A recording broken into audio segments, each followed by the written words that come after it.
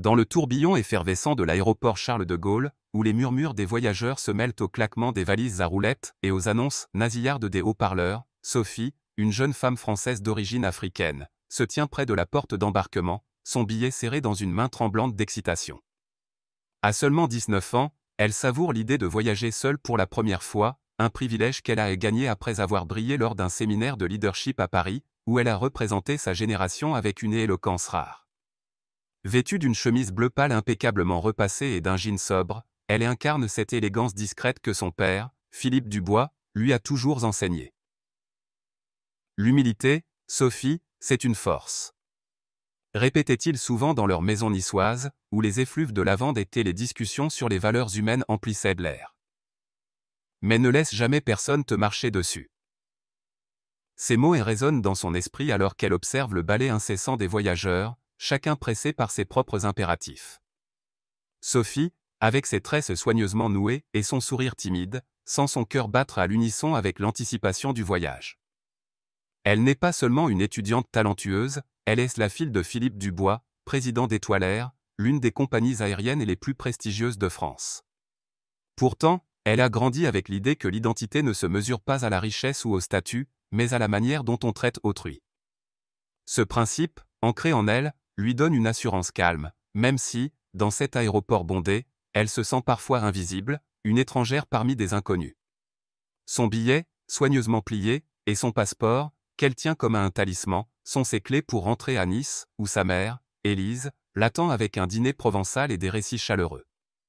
Mais alors qu'elle s'approche du comptoir d'embarquement, une ombre passe sur son enthousiasme. L'hôtesse, une femme d'âge moyen dont le badge indique, Véronique, lève à peine les yeux de son écran. Son visage, encadré par des cheveux blonds tirés en un chignon sévère, affiche une froideur qui contraste avec l'agitation ambiante. Sophie, fidèle à son éducation, offre un sourire poli. « Bonjour, voici mon billet, dit-elle, sa voix douce mais claire, teintée de l'accent chantant du Sud. Véronique prend le billet, le scrute avec une méfiance palpable, puis pose un regard rapide sur Sophie. Ses yeux glissent sur les tresses de la jeune femme, sur sa peau sombre, sur son nom, Sophie Dubois, inscrit en lettres nettes. « Vous voyagez seule » demande l'hôtesse, d'un ton sec qui semble trancher l'air.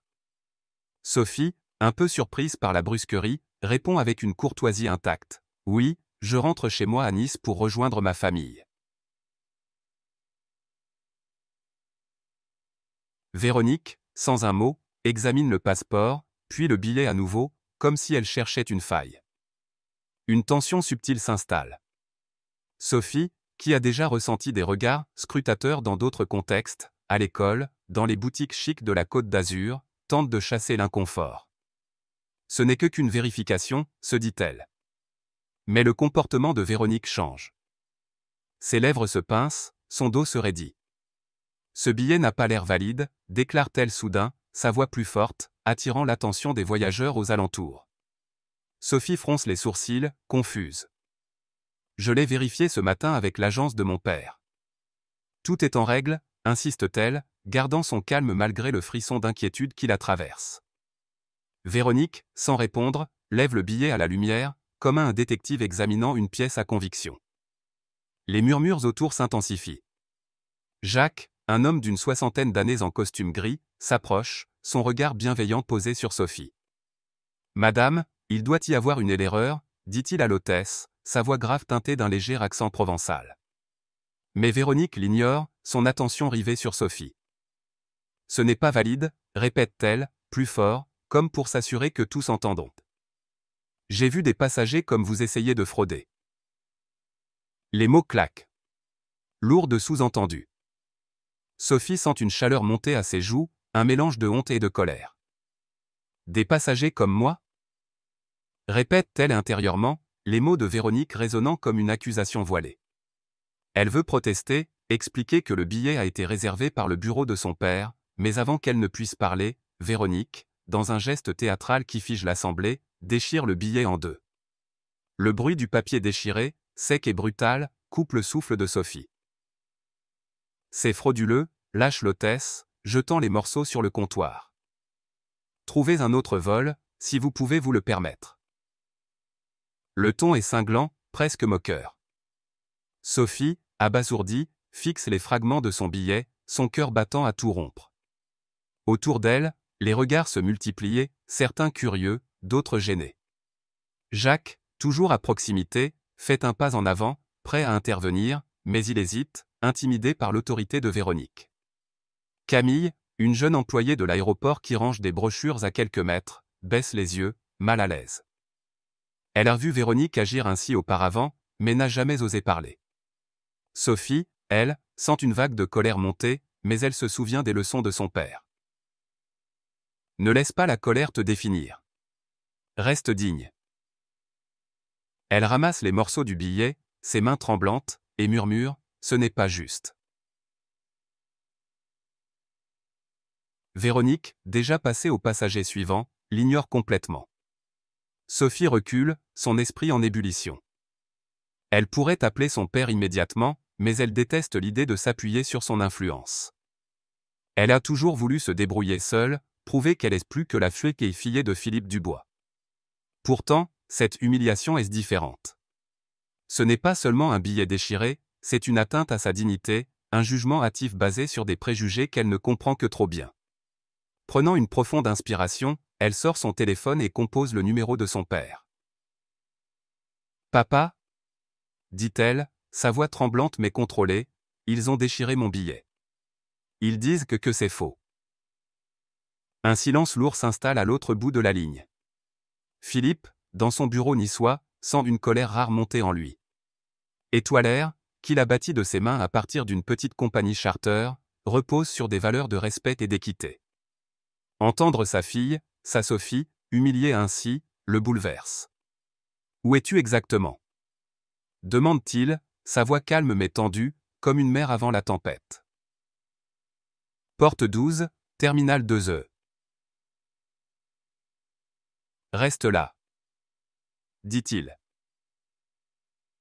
Je m'en occupe. Sophie raccroche, son regard fixé sur les morceaux de papier dans sa main. Elle s'assied près d'une vitre, ignorant les regards des autres voyageurs. Certains chuchotent, d'autres détournant les yeux. Jacques, toujours là, s'approche doucement. « Ça va aller, petite » murmure-t-il, son ton paternaliste mais sincère. Ce genre de choses. Ça arrive, mais ça ne devrait pas. Sophie hoche la tête, reconnaissante, mais son esprit est ailleurs. Camille, de son côté, hésite à approcher. Elle voudrait dire quelque chose, s'excuser pour son silence, mais la peur de perdre son emploi la retient.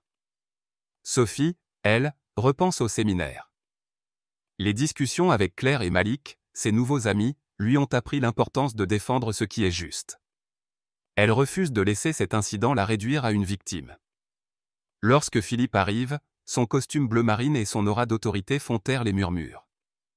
Les employés de l'aéroport, reconnaissant le président d'Étoilaire, s'agitaient. Sophie, en le voyant, sent une vague de soulagement. Il la serre dans ses bras, son regard scrutant son visage. « Elle a déchiré mon billet, papa » murmure-t-elle. « Elle m'a traité comme une menteuse. » Philippe, le visage fermé, pose une main rassurante sur son épaule. « On va régler ça. » Il s'approche du comptoir, où Véronique, soudain nerveuse, tente de garder une façade professionnelle. Monsieur Lefebvre, le superviseur, est appelé d'urgence. Jacques observe de loin, impressionné par l'arrivée de Philippe. Camille, quant à elle, reste en retrait, rongée par la culpabilité. « Expliquez-moi » dit Philippe à Lefebvre, sa voix posée mais tranchante. Sophie, tenant toujours les morceaux de son billet, raconte l'incident, sa voix tremblante mais ferme. Véronique, mise au pied du mur, balbutie. « Je pensais protéger le vol. » Le billet semblait suspect. Philippe, sans élever la voix, rétorque. Déchirer un billet valide et humilier une passagère n'est pas une protection. C'est une faute grave. Lefebvre, embarrassé, promet une enquête immédiate. Sophie, à côté de son père, sent une détermination nouvelle. Ce n'est pas seulement son honneur qui est en jeu, c'est une question de justice. Elle regarde Véronique, qui évite son regard, et murmure à son père. « je ne veux pas juste un nouvel avion. Je veux que ça change. Philippe hoche la tête, impressionné par sa fille. On va commencer par te faire monter à bord, dit-il. Ensuite, on s'occupera du reste. Alors que Lefebvre s'empresse de préparer un nouveau billet, en première classe, cette fois, Sophie s'assied avec son père dans un salon VIP. Les employés, désormais obséquieux, s'agitent autour d'eux.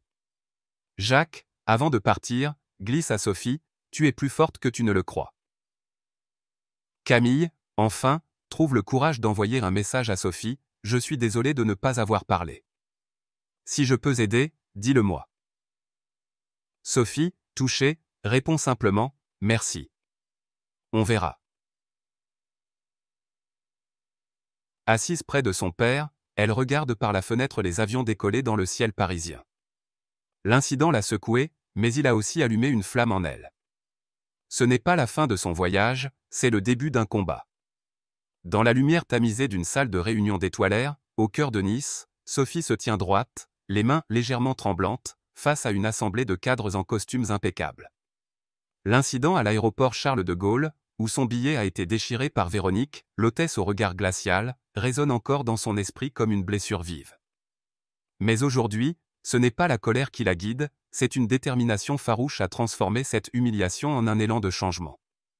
À ses côtés, son père, Philippe Dubois, président d'Étoilaires, l'observe avec une fierté discrète, son visage impassible masquant une colère contenue. La veille, après avoir réglé l'incident à l'aéroport avec une autorité calme mais implacable, il a promis à Sophie que l'affaire ne s'arrêterait pas à une simple réprimande. « Ce n'est pas seulement ton honneur, ma chérie. » avait-il murmuré dans le salon VIP, alors que les avions décollaient au loin. « C'est une question de justice pour tous ceux qui passent par nos portes. » Ces mots ont allumé une étincelle en Sophie, une conviction qu'elle peut faire plus que simplement monter à bord d'un autre vol. Elle veut que cet épisode, aussi douloureux soit-il, devienne un catalyseur pour une transformation profonde au sein de la compagnie. Dans la salle, l'atmosphère est lourde. Monsieur Lefebvre, le superviseur de l'aéroport, s'agite nerveusement, conscient que l'incident a attiré l'attention du conseil d'administration. Nous avons suspendu l'hôtesse en question, Madame Véronique, en attendant une enquête approfondie, déclare-t-il, ses lunettes glissant légèrement sur son nez. Nous nous excusons sincèrement auprès de Mademoiselle Dubois pour cet incident regrettable. Sophie, debout près d'une table en acajou, sent les regards posés sur elle. Certains sont empreints de curiosité, d'autres de gêne. Elle prend d'une profonde inspiration, se souvenant des leçons de son père sur la dignité et la persévérance. « Merci, monsieur Lefebvre », commence-t-elle, sa voix claire malgré une pointe de nervosité. Mais une suspension ne suffit pas. Ce qui m'est arrivé n'est pas un incident isolé. Combien d'autres passagers ont été jugés sur leur apparence ou leur nom avant même qu'on vérifie leur billet ? Il faut changer les mentalités, pas seulement les sanctions. Un murmure parcourt la salle. Philippe, assis au fond, croise les bras, un léger sourire d'approbation aux lèvres. Madame Dupont, une cadre senior aux cheveux gris impeccablement coiffés, fronce les sourcils. Mademoiselle Dubois, vous proposez quoi, exactement? Une formation? Cela représente un coût considérable pour un incident. Disons, exceptionnel.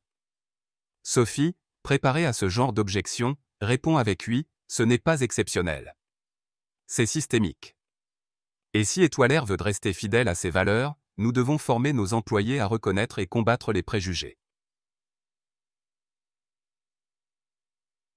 La salle se tait, impressionnée par son assurance. Philippe intervient, sa voix grave résonnant comme une vague apaisante. Ma fille a raison. Étoilaires a bâti sa réputation sur le respect et l'excellence.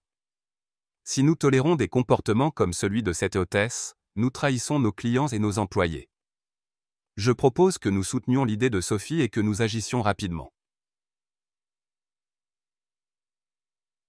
Le conseil, bien que divisé, acquiesce à contre-cœur. Sophie, galvanisée, sait que le véritable travail commence maintenant. De retour chez elle, dans la maison familiale nichée dans les collines niçoises, où le parfum des oliviers flotte dans l'air, Sophie passe la soirée à contacter Claire et Malik, ses amis du séminaire de leadership à Paris. Claire, étudiante en psychologie à la Sorbonne, propose immédiatement des idées pour un programme de formation basé sur l'empathie et l'analyse des biais inconscients. Il faut que les employés se mettent à la place des autres, explique-t-elle lors d'un appel vidéo, ses lunettes glissant sur son nez alors qu'elle griffonne des notes. Malik, un jeune homme passionné par la justice sociale, insiste sur l'importance d'inclure des témoignages réels. Les gens doivent entendre des histoires comme la tienne, Sophie, pour comprendre l'impact. Ensemble, ils esquissent un programme ambitieux, des ateliers interactifs, des discussions sur les stéréotypes, et des simulations pour apprendre à gérer les conflits sans préjugés. Sophie, portée par leur énergie, sent une lueur d'espoir grandir en elle. Mais un événement inattendu renforce sa détermination. Le lendemain, alors qu'elle prend un café dans un petit bistrot du Vieux-Nice, elle reçoit d'un message de Jacques, l'homme d'âge mûr qui avait tenté d'intervenir à l'aéroport. Retraité de l'industrie aéronautique, il lui écrit « J'ai été pilote pendant 30 ans, Sophie. J'ai vu des discriminations dans ce métier, parfois subtiles, parfois flagrantes. Ce que tu fais est courageux. Si je peux aider, fais-moi signe. » Touchée par son soutien, Sophie l'invite à discuter. Jacques, avec sa voix rauque et son accent provençal, partage une anecdote personnelle. Quand j'étais jeune, on m'a refusé une promotion à cause de mon accent. On disait que je n'avais pas l'air assez parisien. Les préjugés ne concernent pas que la couleur de peau. Son histoire résonne avec Sophie, qui réalise que le changement qu'elle envisage doit être inclusif, touchant tous les types de discrimination. Peu après, un autre message arrive, cette fois de Camille, la jeune employée de l'aéroport qui était restée silencieuse pendant l'incident. « Je suis désolée, Sophie. » écrit-elle. « J'ai vu Véronique agir ainsi avec d'autres passagers, mais je n'ai jamais osé parler. J'aimerais me rattraper. » Sophie, émue par cette confession, lui répond avec douceur. « Merci, Camille. Peut-être que tu peux nous aider avec le programme. » Camille, reconnaissante, s'engage à participer, déterminée à ne plus se taire face à l'injustice. Un troisième allié émerge lorsque Julien, un jeune employé d'Étoile Air travaillant au service client, contacte Sophie en privé. Lors d'une rencontre discrète dans un café près de la promenade des Anglais, il confie, nerveux, Véronique n'en était pas à son premier incident. Elle a déjà ciblé des passagers, surtout des minorités. J'ai entendu des collègues en parler, mais personne n'a osé se plaindre officiellement. Ton courage me pousse à parler. Cette révélation frappe Sophie comme un coup de poing. Son expérience, qu'elle croyait isolée, fait partie d'un schéma plus large. Elle remercie Julien, lui promettant que son témoignage sera pris en compte, et retourne chez elle avec une résolution renforcée. Le programme de formation prend forme rapidement. Sophie, Claire et Malik travaillent sans relâche, passant des nuits à rédiger des modules, à compiler des études sur les biais inconscients, et à concevoir des exercices pratiques.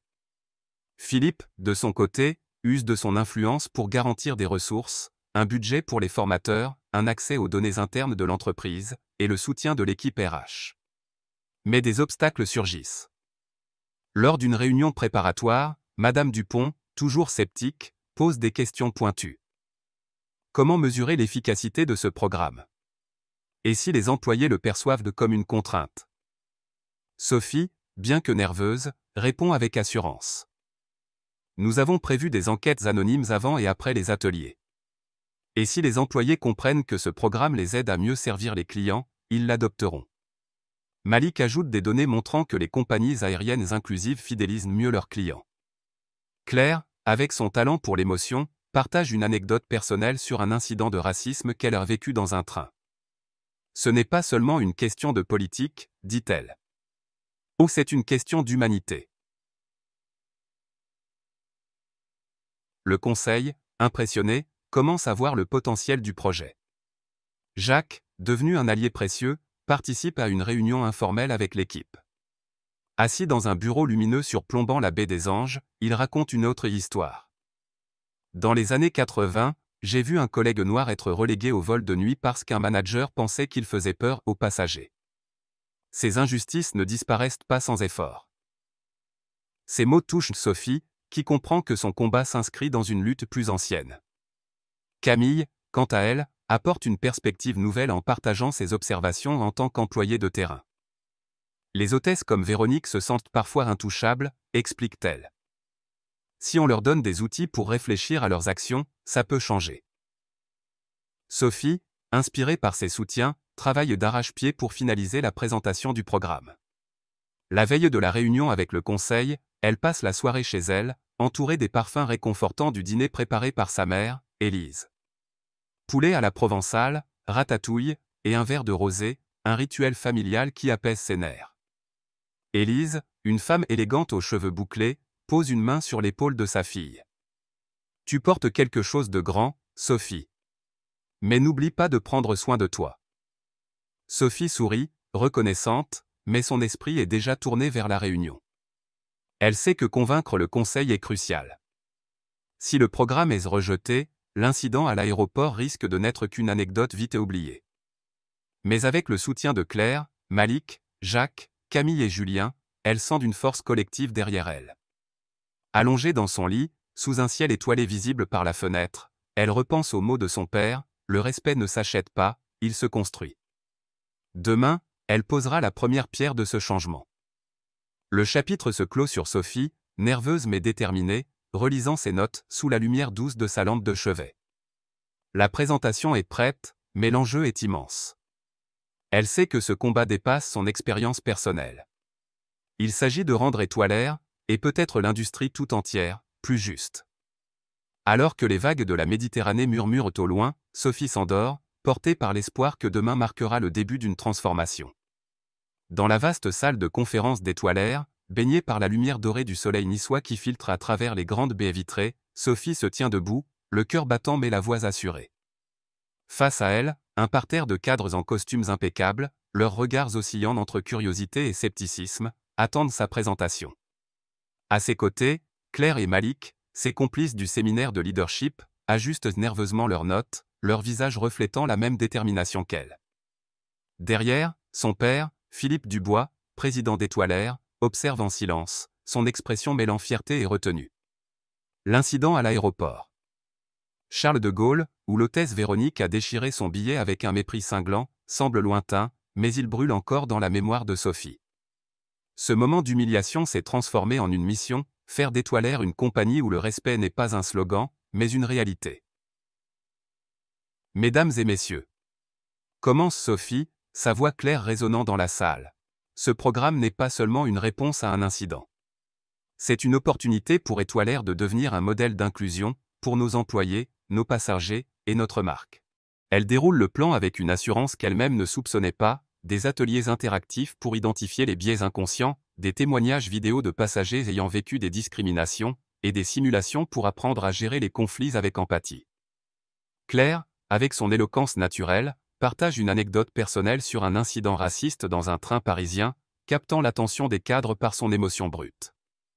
Malik, armé de données, démontre comment une culture inclusive améliore la fidélité des clients et la motivation des employés, citant des études montrant une augmentation de 15% de la satisfaction client dans les entreprises ayant adopté des formations similaires.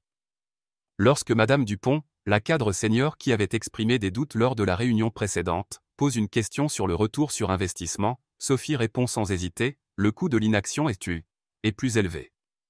Chaque passager qui se sent maltraité est une perte pour notre réputation. Le conseil, d'abord divisé, semble convaincu par la clarté de ses arguments.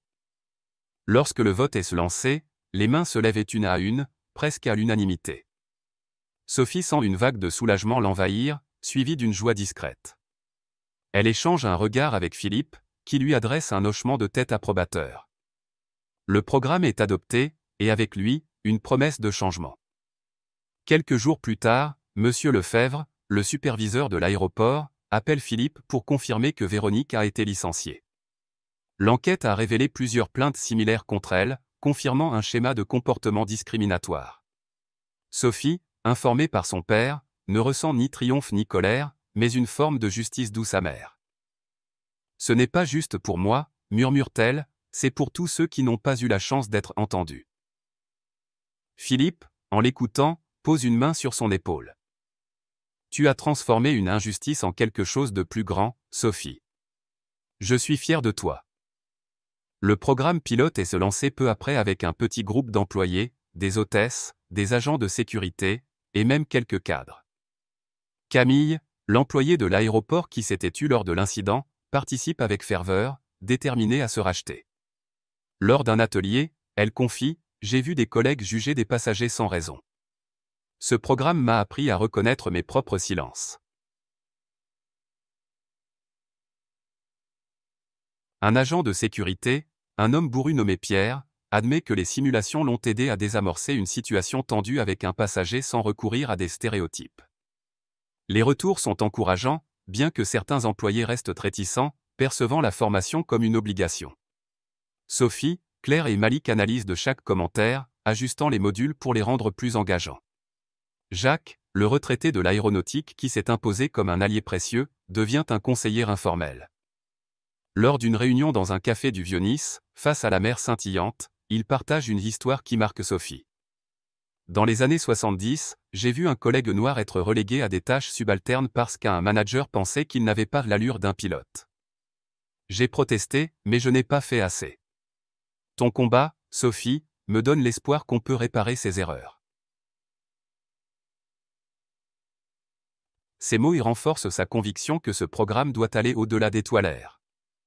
Avec l'aide de Philippe, elle contacte SOS Racisme, une organisation française de lutte contre les discriminations, pour explorer des partenariats. Lors d'une réunion à Paris, une représentante de l'organisation, Aïssa, s'enthousiasme pour l'initiative. Votre programme pourrait inspirer d'autres compagnies aériennes, dit-elle. Pouvons vous aider à le diffuser. Sophie, galvanisée, commence à rêver d'un impact à l'échelle nationale. À la maison, les soirées familiales reprennent leur chaleur habituelle. Élise, la mère de Sophie, prépare un dîner de bouillabaisse, le plat préféré de la famille, et insiste pour que Sophie prenne du temps pour elle. Tu portes le monde sur tes épaules, ma chérie, dit-elle, ses yeux pétillants d'amour. Mais n'oublie pas de vivre, aussi. Sophie sourit, reconnaissante pour l'ancrage que sa mère lui offre. Un soir, alors qu'elle regarde un reportage télévisé sur les initiatives de diversité dans les entreprises, Étoilaire est sauté mentionné comme un exemple. Élise mute le son et serre la main de sa fille. Ce que tu fais est important. Mais promets-moi de ne pas te perdre là-dedans. Sophie hoche la tête, émue, mais son esprit est déjà tourné vers l'avenir. Elle s'inscrit à des cours de gestion à l'université de Nice, déterminée à comprendre comment transformer les entreprises de l'intérieur. Quelques semaines plus tard, Étoilaire organise un événement au salon VIP de l'aéroport de Nice-Côte d'Azur. Sophie, nerveuse mais excitée, rencontre les employés ayant suivi le programme pilote. Une hôtesse d'une cinquantaine d'années, Marie, s'approche timidement. « Je suis désolée pour ce qui vous est arrivé », murmure-t-elle. « Et merci. Ce programme m'a fait réfléchir à des choses que je n'avais jamais vues. » Sophie, touchée, répond. « Ce n'est pas juste pour moi, Marie. C'est pour que personne ne se sente rejeté. » Pierre, l'agent de sécurité, ajoute avec un sourire bourru, « J'ai appris à écouter avant de juger. Ça change tout. » Ces témoignages, simples mais sincères, emplissent en Sophie de fierté. Julien, le jeune employé qui avait dénoncé les agissements de Véronique, la remercie en privé. « Sans toi, je n'aurais jamais osé parler. Tu as changé les choses et ici. » Sophie, émue, réalise que son combat a créé une onde de choc.